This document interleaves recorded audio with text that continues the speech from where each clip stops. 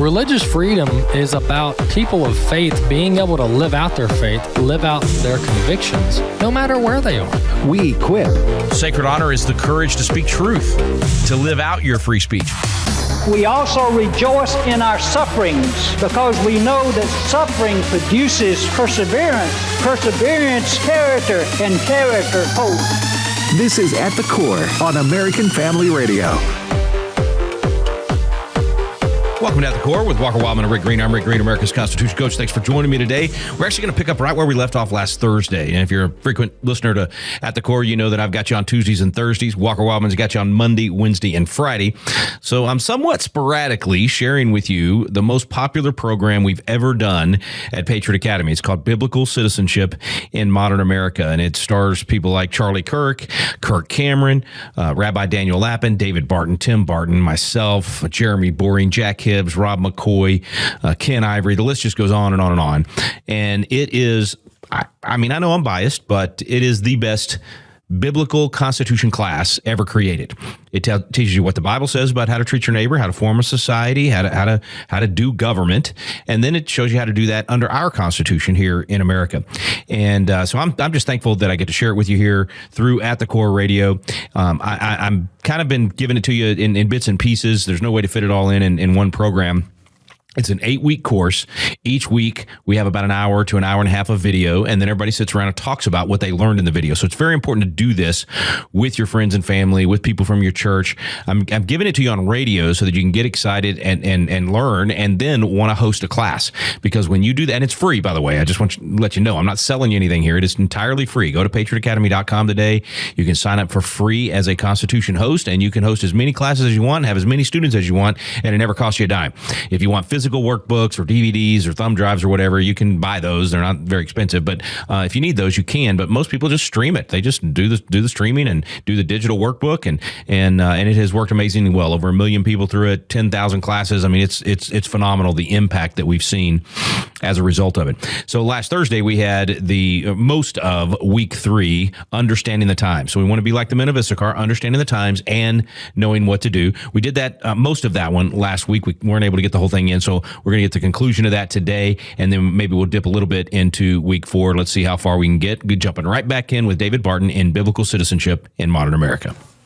And that's why you read and study the Constitution. You teach it the rising generation. Well, maybe they devalue what is in here because they think, look, this is old stuff. I mean, I hear that all the time. It's 200 years old, doesn't apply today. Why should I pay attention to all this stuff that happened 200 years ago? And let me just one more time hit this, because this is our objective, and we're going to look at old stuff. So, number 1, read the Constitution. 2, study the Constitution. 3, teach the Constitution, especially the rising generation, but maybe to the burger flippers beside you, maybe the mechanics in the shop where you work. Not only the next generation, your generation. Because we're at a point now where public education has not taught us. So we got to just teach the Constitution.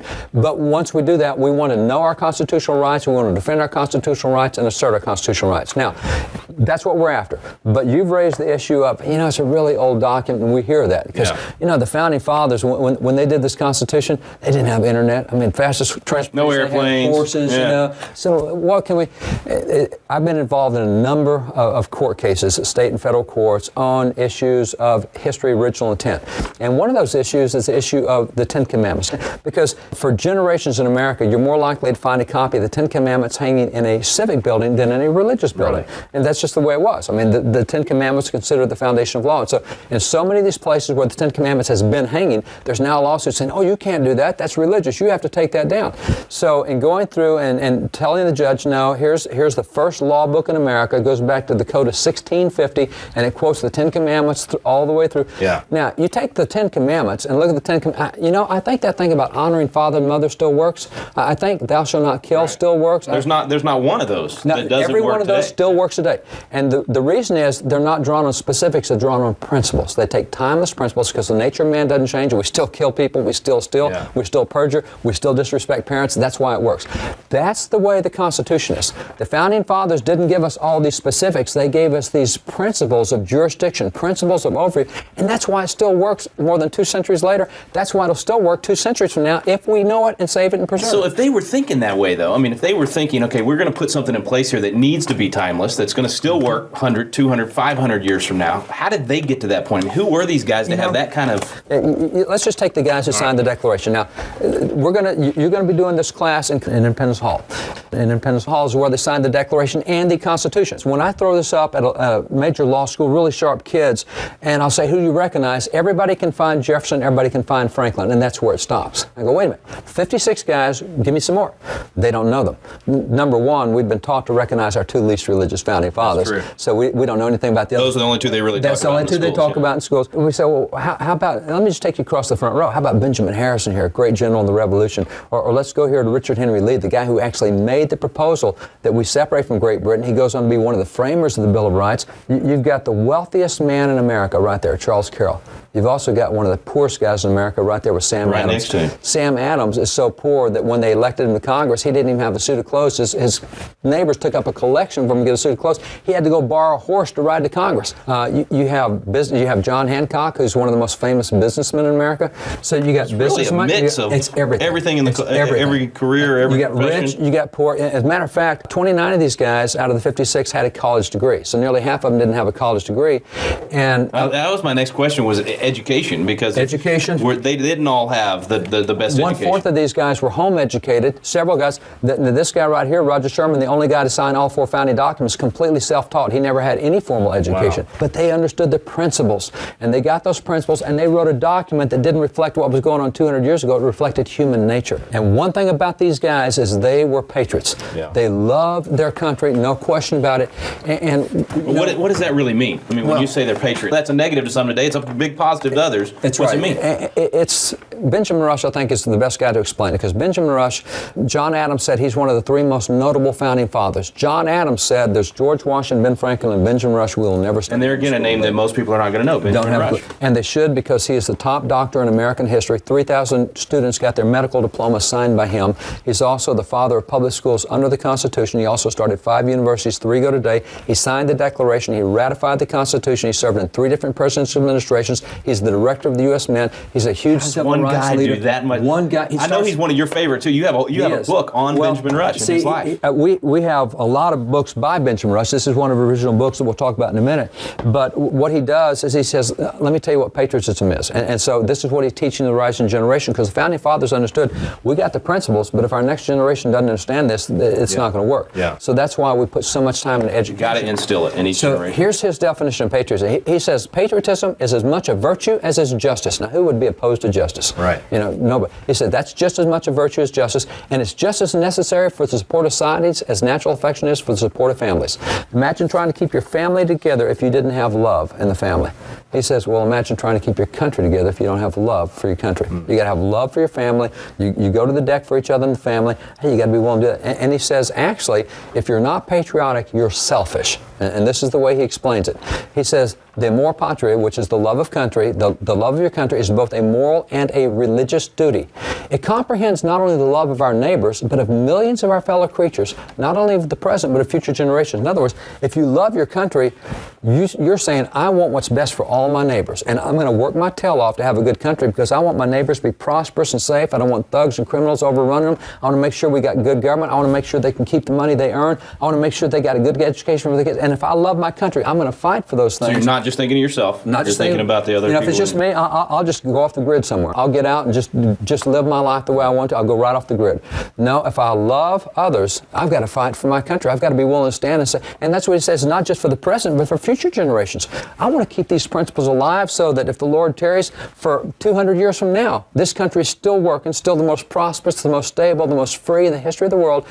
But that's what patriotism is. And that's why he says it's both a social and a religious duty. Man, there's so much of that wisdom in this room and in these books. We got to come back to it. Now, our next part of this chapter, I have to thank you for, because we were actually sitting in a restaurant. I don't know if you remember this. We were in Nashville, Tennessee. We'd gone out there for you to speak to some legislators.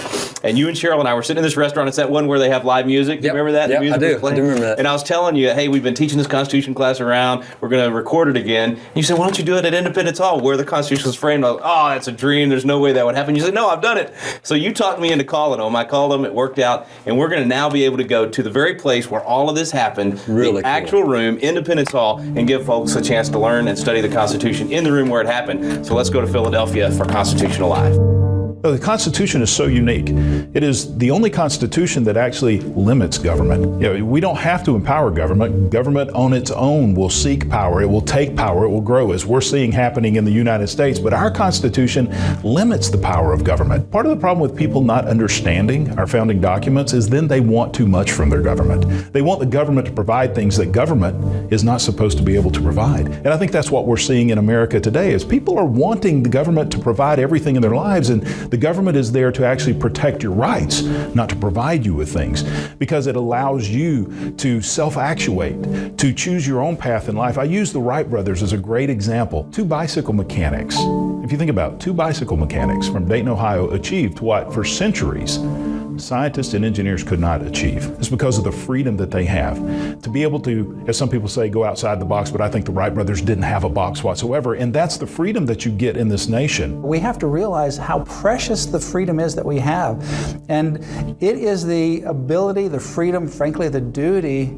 the opportunity to be able to share the gospel of Jesus Christ with our friends, with our families, in our churches, in our homes, and in the public square. And so that's really how you exercise it. That's how you preserve your freedom, as you exercise your freedom. We had a unique system that said we are endowed by our Creator with unalienable rights, life, liberty, and the pursuit of happiness.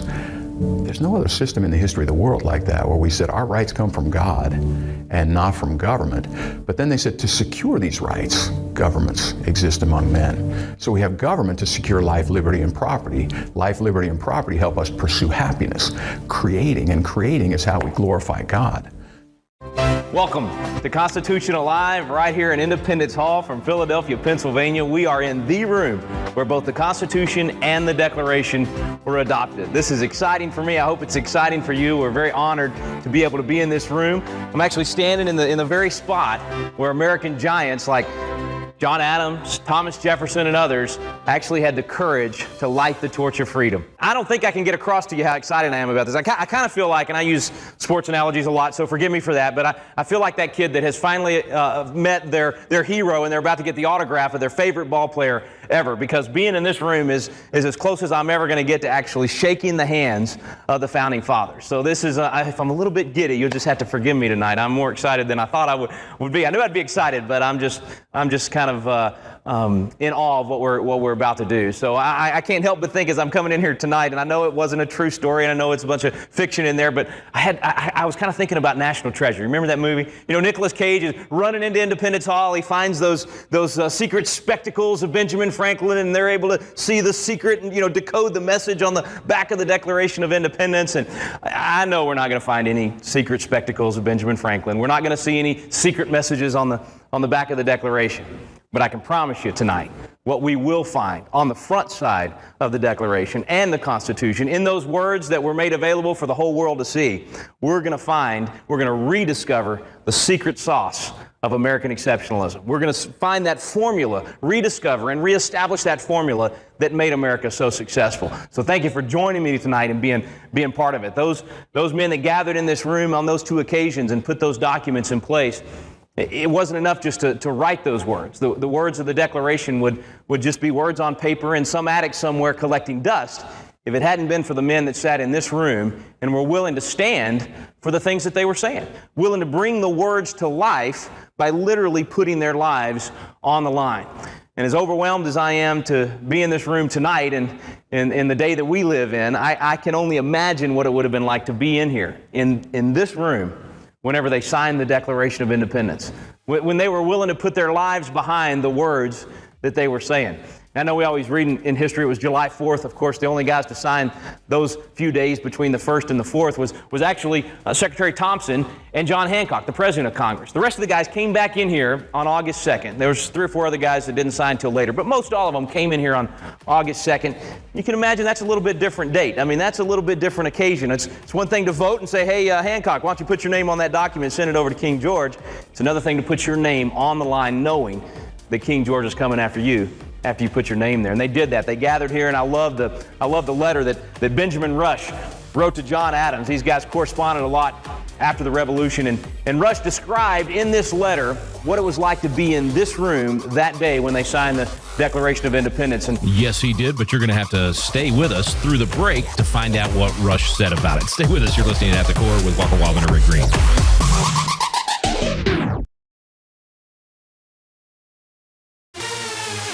At the Core podcasts are available at afr.net. Now, back to At the Core on American Family Radio.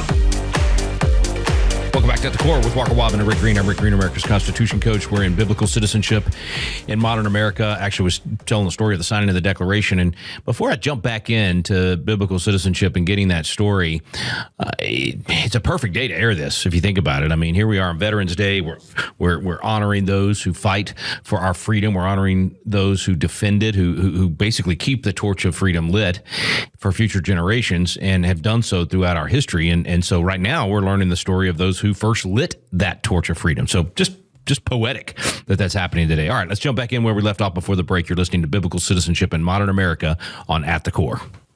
Rush reminded Adams, he said, when we came in, many believed that it would be our death warrant. He said no one said a word as they were called forward. He said it was totally silent. And Secretary Thompson from the front of the room started on his right over here with New Hampshire, and he said, Josiah Bartlett of New Hampshire. And Bartlett got up, he came forward, he took the pen, he dipped it in the ink, and he signed in total silence the Declaration of Independence. He went back and he sat down, and one by one they came. John Hart of New Jersey. And you can just imagine as they came forward and took the pen out of that silver ink well and dipped it in the ink, and you could hear that pen scratching along the surface of the Declaration. Well, no one said anything. One by one they came. And finally, Elbridge Gerry got up to come forward, and the silence was broken. Now, Elbridge Gerry was not a well-known founding father. We don't talk much about him today at all. He went on to be vice president later, but only thing you need to know about him for this particular story is that Elbridge Gerry was the smallest of the founders. I mean, he was a little guy. He was not the towering 7-foot Thor-like figure that stands before you here speaking tonight. He was, what are you laughing at? Okay, so all right, I'm a little guy. Okay, I'm 5'8" with my boots on, all right? This guy was even smaller than me. And he gets called forward to sign the Declaration. And then this guy, Benjamin Harrison, Colonel Benjamin Harrison, from over here from Virginia, big guy. I mean, he was the largest of the founders. He hollers out at Gerry just as Gerry's about to sign. Now, this is the most important political moment in the history of the world. I mean, this is a serious occasion. And the big guy from the back of the room says to the little man up front, he says, I shall have a great advantage over you, Mr. Gerry, when we're hung for what we're now doing. By the size and great weight of my body, well, I'll be dead in a minute or two. But by the lightness of yours, you're going to dance in the air for an hour or more before you're finally dead. Only words spoken during now after the signing, they do say, some say that Franklin said, who sat here, he said, we better all hang together or else we'll surely hang separately. So, I mean, they knew what they were doing when they signed the document. And I tell you those two things because I think it's important for us to know that those guys that were in here, they knew what they were doing. They knew this was going to be a death warrant. They knew that by putting their name on the dotted line, they would have to give it all. And I love the fact that when they came up and took that pen and dipped it in the ink, when they signed, it was right beneath that final sentence. It says, in support of this declaration, with a firm reliance on the protection of divine providence, we mutually pledge to each other our lives, our fortunes, and our sacred honor. Those were true patriots. They were sinners. They were fallen. They made terrible mistakes just like all of us. But they were patriots because they didn't just get excited, sign the petition, go home, forget about it. These guys stood by their signature. Every single one of them. They did not back down. Not one of them failed to follow through on the commitment that they had made. In fact, when you think about the sacrifice that they made, all 56 of them giving of their lives, their fortunes, and their sacred honor in one way or another, some of them literally giving their lives, many of them giving their entire fortunes, some of them lost their wives, lost their sons. They sacrificed a lot for us to be free, so that generations later, we could be free. I think sometimes we forget that our freedom's not free. We forget that there have been those that came before us that paid the ultimate price for us to be able to enjoy these blessings of liberty we talk so much about. And it didn't stop in this room. When these guys lit that torch of freedom, there were others that had to come alongside, that had to rally to the cause. In fact, I love what happened a few months later. After Washington had begun to finally get his ragtag bunch together and began to be able to do some things, and he had freed Boston, and now, a few months after the signing of the Declaration in September of 1776, he's actually in New York City.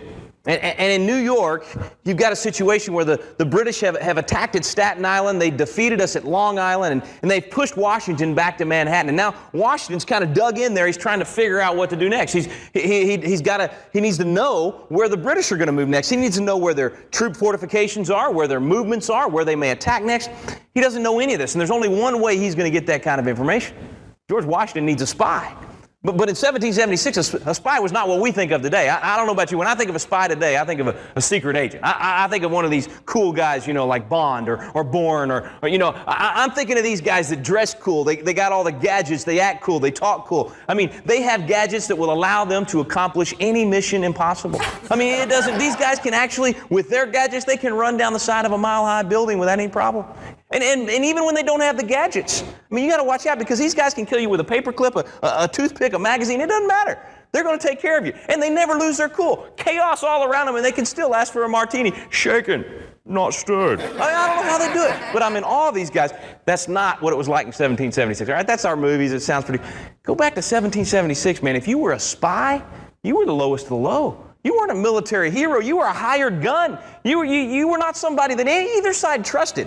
And Washington knew that. He knew that if he sent one of those types of folks, they're going to be killed upon capture. He wasn't even sure he'd get the right information back. What Washington wanted was one of his trusted officers to step up and volunteer for this mission. But he wasn't about to demand it of him. He wasn't going to demand such a demeaning and dangerous mission. See, if you were killed on the battlefield, there was honor in that. If you were captured as a spy and hung, no honor in that. Your legacy was destroyed. Your reputation was ruined. So Washington's trying to figure out how to do this, talking to some of his officers. One of these guys gets an idea. And he goes back to his tent. And he's got a bunch of his officers there in his tent. And in hushed tones, Colonel Tom Knowlton is telling these guys why he needs somebody to step up and take care of what the general needs. Nobody's willing. In fact, Knowlton finally gives up. He turns to leave. He's going to head back to General Washington, telling him he's failed. And as he turns to leave, this kid standing at the door had come to the meeting late. He was actually ill with a fever. So he arrived at the meeting late. And as Knowlton's about to leave, this kid steps forward and he says, "I will undertake the mission." Now, to really understand what's happening in this tent, you got to understand this was not your ordinary group of officers. This was not your ordinary soldier at the door. In fact, these men were Colonel Tom Knowlton's Rangers. These were the original Special Forces. This was the first group of Army Rangers. They had recently been put together by Washington. These were the guys that were the Special Forces. Now, the only way for me to wrap my head around that, and living in the day that I live in, and trying to think about the Revolutionary era guys, Special Forces, I got to think like this. Okay, maybe you can join me in this. Just think Chuck Norris, but with a ponytail. Okay, that's the only way I can get my head around that. Okay, so you got these Special Forces guys, all these guys with their ponytails. They've gathered in the tent, and Knowlton's trying to find a volunteer. Well, the guy at the door is none other than Captain Nathan Hale. He's only 21 years old. 21 years old. Now, this is a guy that had graduated from Yale at 18. He had studied for the ministry, went to become a teacher for a few years, and he's teaching in New London, Connecticut. And while he's teaching there, the war breaks out. Lexington and Concord happens. Now, he's just halfway through his 19th year when Lexington and Concord breaks out. So he's still a teenager, basically. But when he hears about Lexington and Concord, he shows up at the town hall meeting there in his hometown to discuss what's happening. And this 19-year-old stands up in front of his community, and he says to them, he said, "We should take up arms, we should march immediately, and not lay down those arms until we've achieved independence." Independence? I mean, nobody had uttered the word independent in his hometown yet. But this young man shakes his community from that colonial submission, shakes the hands of his students, and he marches off to war. And now here we are, a year and a half later. He finds himself outside this tent of Colonel Knowlton's, and a buddy of his is actually there. He's also an officer, a guy named William Hull. Captain William Hull had gone to school with him at Yale. And so Hull is trying to talk Captain Hale out of this. He's saying, "You're never going to succeed at this. There's no way you'll accomplish the mission." He said, first of all, he said, "Hale, you're too honest. There's no way you're going to be a good spy. You can't lie. You're going to fail in the mission. Secondly, this is an impossible mission. You're talking, there's no way you're going to achieve. And even," he said, "even if you succeed, your reputation's going to be ruined. Your legacy is ruined. Don't do it. There's no honor in it," he said. Well, Captain Hale said there is honor in any mission necessary for the cause of freedom. I will do my duty. Takes off, dresses once again as a teacher, gets across enemy lines and acts like he's a teacher looking for work. So he goes around New York there, and for about a week he's mapping out the locations of the British troops. And he gets all of their fortifications, their movements, he gets it all down on paper, stuffs it in his shoe, then he's sneaking back across enemy lines and he's captured. Well, evidence is right there on his person. There's no denying what he's there for. So literally that night they sentence him to hang the next morning. And so that night he's contemplating his fate. He's saying, look, I failed. I failed the mission. I failed the general. I failed the cause for which the cause I love so much. What can I possibly do? Well, he asked for a member of the clergy he's denied. He asked for a Bible he's denied. He finally gets a couple of pieces of paper and he's able to write a couple of letters. And as he's writing these letters, he purposes within his heart to do the only thing left that he can do to help the cause. And so the next morning, they're marching him out, and the crowd has begun to gather to witness the hanging. And they give him a chance to say a few last words, and a lot of different people wrote different things about what he said. Apparently, he gave a pretty long speech. I mean, this 21-year-old actually gave an impassioned speech about freedom, about what the American cause of liberty was all about. And he's reaching back into kind of the days of college where he was actually a great orator, and he's reaching back into the rhetoric and some of the things that he had read then, including right here, Joseph Addison's Cato had been a big influence on Washington and the others, and Hale had read that in college. And so here he is, he's giving this speech, and these British soldiers are heckling him. They're mocking him. They're saying, you're wasting your life. They're saying, you're throwing your life away on a worthless cause. You cannot succeed. You're wasting your life. And then, of course, Nathan Hale said those words that we've heard over and over and over again. He said, I only regret that I have but one life to give for my country. One life to give. He accomplished more in that moment than he ever could have with all that intelligence he was bringing back, because those words would be repeated over and over again among the American ranks. They would encourage those that were thinking about not re-upping to re-up and stay in. They encouraged others to get in and fight. And for generations, we've used those words to inspire generations to be willing to give of themselves for others, sometimes to pay the ultimate price in sacrifice. One life to give. We all have, but one life to give, don't we? That's all we get. The question is, for what will we give our one life? We're blessed in America that every generation, it seems, there's enough that are willing to be involved, to participate, to sacrifice, not just give their life on the battlefield, which is huge, of course, but also to live their life and live out the freedom that the others paid for.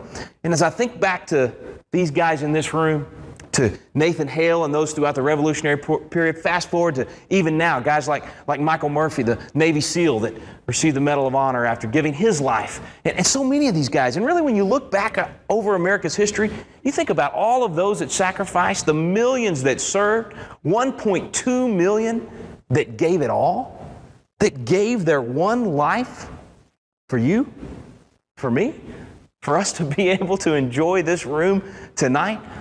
You know, the good book says that there's no greater love that any man has than that he lay down his life for his friends, for, in this case, for his country.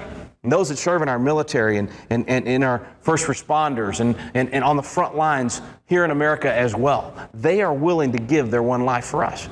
And I think about that book that James Bradley wrote about his dad, The Flags of Our Fathers, from Iwo Jima. My wife, her grandfather, got a Purple Heart at Iwo Jima, and it really struck me when he talked about that makeshift monument there at Iwo Jima. It said, when you go home, tell them for us and say, for your tomorrow, we gave our today. We gave our one life so you could be free. I don't know about you, but I've always struggled with how to honor those that came before me.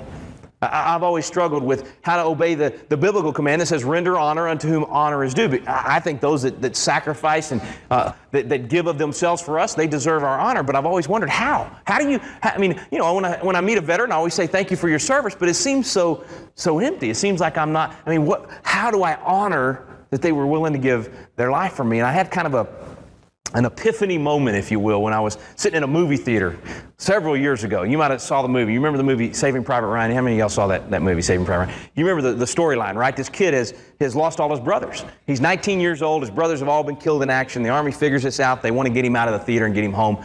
This was the policy after the Sullivan brothers, the actual true story. And so they're trying to get him home to his family as the last surviving son, but they can't find him. And so Tom Hanks' character is a guy named Captain Miller, and his job is to get in there with his team, find Private Ryan, 19-year-old Ryan, and get him home to his family. And so throughout the movie, these guys on Captain Miller's team keep getting knocked off. They're giving their lives. They're sacrificing their lives for this one kid, Private Ryan. And so throughout the movie, you keep seeing all these guys sacrifice their lives. And then at the end of the movie, Captain Miller finds Private Ryan. They're just about to get him out, and Captain Miller gets shot. He dies.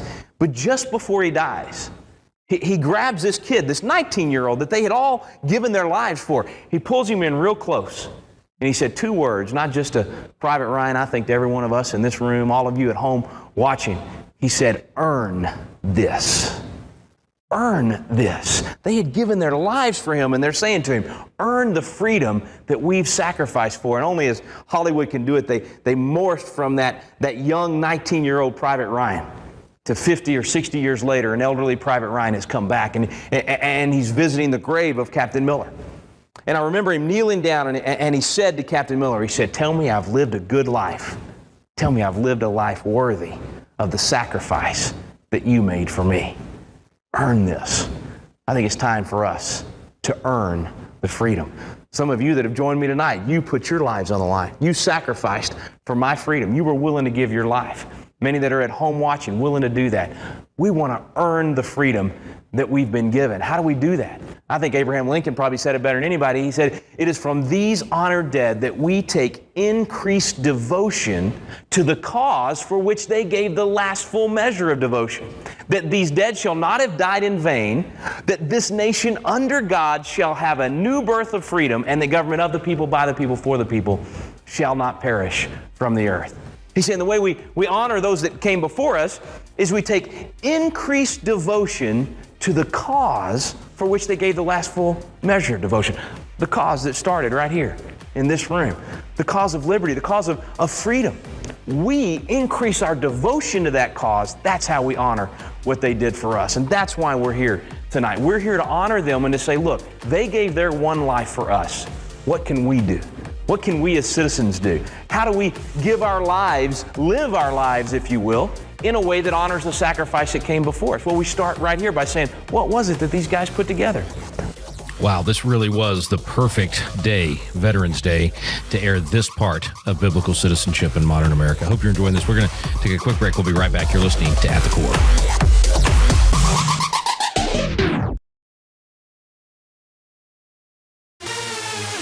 At the Core podcasts are available at AFR.net. Now, back to At the Core on American Family Radio. All right, final little segment for today. Let's see if we can get through the entire week 3 of biblical citizenship in modern America. We may not get it in, so we may have to continue this on Thursday to get the rest of it. So here we go, back into biblical citizenship in modern America.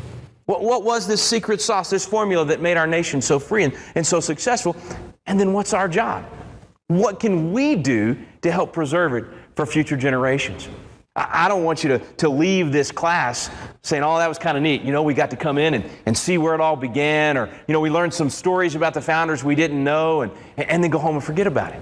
I don't want anybody watching these DVDs and just saying, okay, that was kind of neat. We did that in our living room, our Sunday school class, or wherever we watched it, and then go home. No. My prayer is that you guys and ladies leave tonight, that those watching at home and those on the webinar tonight, that when this is over, you have a burden. I want you to have a sense of responsibility, that it is up to you to preserve this freedom for the next generation. In fact, I'm going to make a statement to you that you may think is a little bit overblown. My wife would probably say it's cheesy. She calls me the king of Velveeta sometimes. She just thinks I'm cheesy sometimes. But I think it's absolutely true. It's this. The fate of the free world depends on you. Fate of the free world depends on you. Now, you might say, all right, that's, you're exaggerating. That's overblown. How many of you would agree the fate of the free world depends on America? Would you agree with me on that? How many of you understand that the fate of America depends upon her constitutional principles being upheld and preserved and protected. And how many would agree that the fate of her constitutional principles being upheld and preserved and protected depends upon the first three words of the Constitution, which is what? We the people. So if the fate of the free world depends on America, if America depends upon our constitutional principles, if our constitutional principles depend upon we the people, then friends, the fate of the free world depends on you.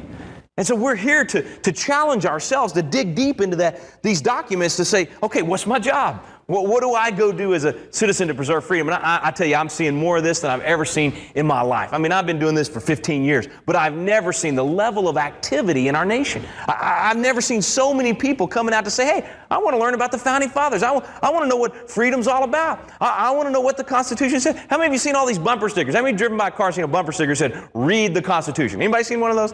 Okay, a guy like me, I see that bumper sticker, I'm honking. Okay, I'm sorry. I get excited when I see that. But we've all said that for years. Read the Constitution. Everybody needs to read the Constitution. But we don't usually do it. Most people never actually pick it up. I didn't. I went through law school and was a legislator. I didn't read through the Constitution back then. In fact, I'll tell you what really got me fired up about actually studying the founding documents. I was sitting in my Capitol office back in Austin, Texas, back when I was a legislator. And I'm sitting in my office and I'm reading this poll, and the poll says, it was a Texas poll, so if you're not from Texas, you don't have to feel bad about this poll, but I'm betting your numbers in your state weren't any better. Here's what the poll said. The poll said that half of Texans, could not name one freedom out of the First Amendment. Not even one. There's 5 there that we love, we hold dear, we cherish, we'd fight for, we'd die for.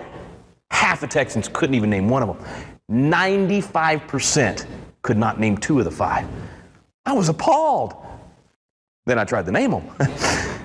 Then it was me. I couldn't name them. And I thought, wow, I'm a legislator, I'm a lawyer, I'm a political junkie, man. I live, breathe, and eat this stuff. I'm doing it all. And I couldn't name them.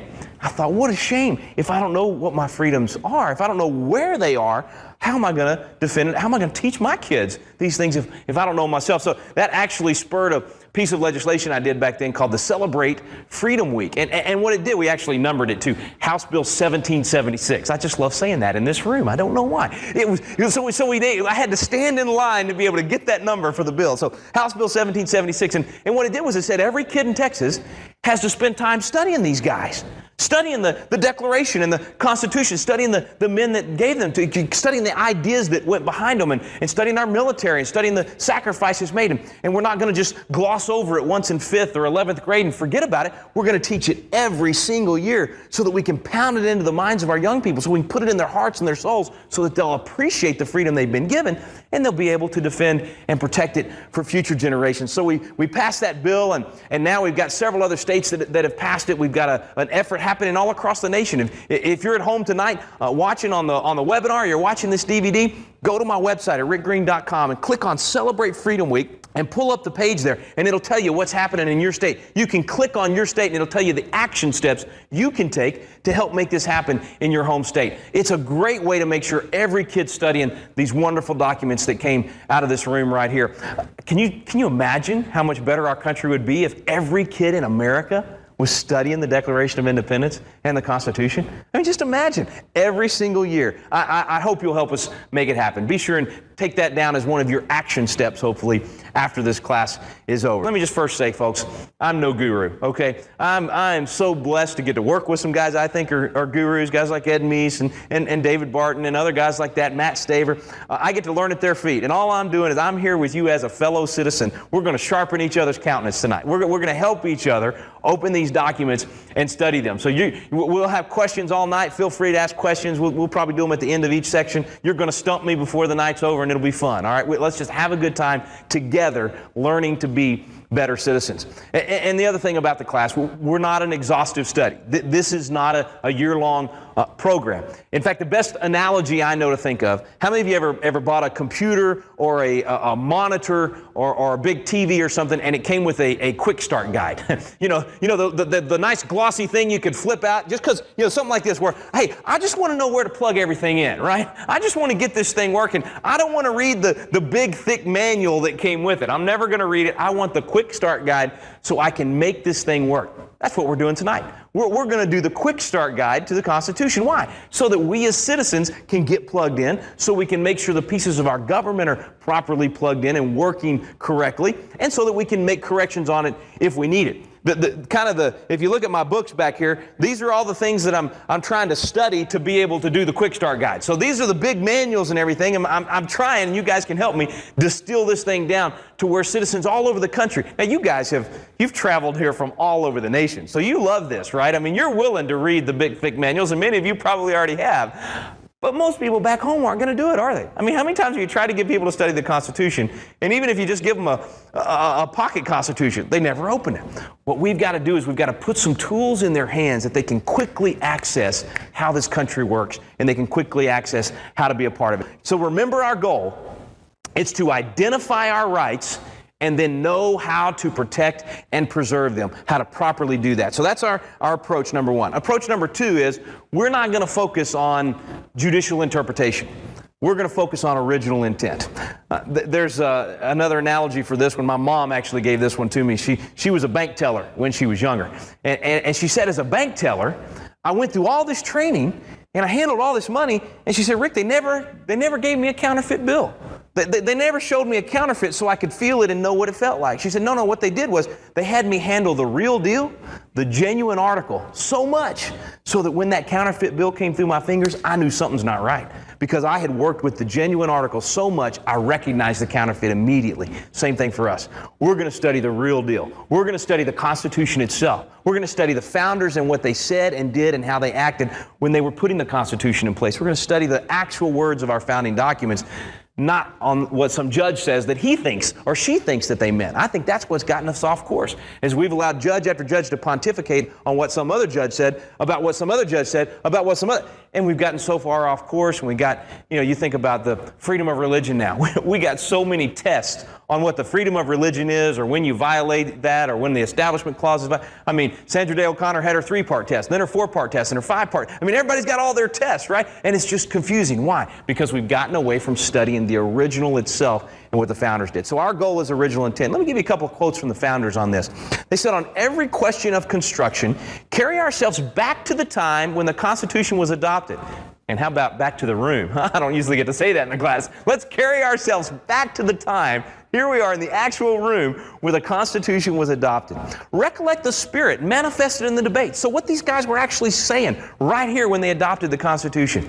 And instead of trying what meaning may be squeezed out of the text or invented against it. In other words, instead of taking the words and, oh, well, today that word means X, Y, and Z, so this must be what the founders meant, or trying to invent some meaning into the Constitution to try to get an outcome on the judicial decision. Instead of doing that, Jefferson says we should go back to the time, study what these guys were actually saying, and he said, then conform to the probable one in which it was passed.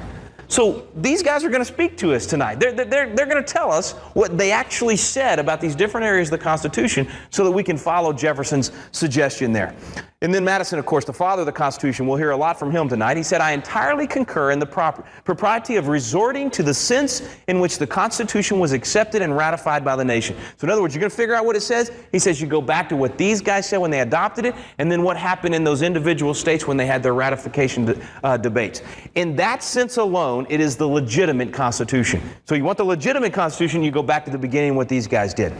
If that be not the guide, so if you go the other direction, if that be not the guide in expounding it, there can be no security for a consistent and stable Constitution more than for a faithful exercise of its power. So what do you get? Instead of having a stable Constitution and a clear understanding that stays true throughout time, and if you don't like it, you use Article 5 and you amend it. But instead of having that stable Constitution, what do we get? 3-part test on this, a 4-part test on this. Total confusion about what is or is not constitutional. Madison said, come back to the original if you really want to know. He said, what a metamorphosis would be produced in the code of law if all its ancient phraseology were to be taken in the modern sense. So when we think about phrases like general welfare, what did it mean back then? What did it mean in this room? Not what does it mean to us today, not what does it mean when a politician tells us what it means. What did it mean to these guys? We're going to talk about that too. The first in governing, this is James Wilson, by the way. Now this guy, he was in the room both times.